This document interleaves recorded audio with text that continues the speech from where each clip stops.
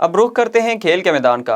फतुहात का चौका लगाकर पाकिस्तान सेमीफाइनल में पहुंच गया। नामीबिया की टीम पाकिस्तान की जानिब से दिया गया 190 रन का हदफ हासिल करने में नाकाम रही और मुकर्ररा 20 ओवर्स में 5 विकेटों के नुकसान पर 145 रन बना सकी। पाकिस्तान के बॉलर्स ओस के बावजूद अच्छी बॉलिंग का मुजाहिरा किया और नामीबिया के बैटर्स को खुलकर बैटिंग करने से रोके रखा। सेमीफाइनल में अपनी 100% कारकर्दगी पेश करेंगे। कौमी क्रिकेट टीम के कप्तान बाबर आजम ने कहा है कि सेमीफाइनल में अपनी 100% कारकर्दगी पेश करेंगे और प्लानिंग के साथ खेलेंगे। नामीबिया से मैच में जीत के बाद गुफ्तगू करते हुए उन्होंने कहा कि आज प्लान किया था कि पहले बैटिंग करेंगे। फील्डिंग के दौरान ऑस पड़ने की वजह से मुश्किलात का सामना रहा।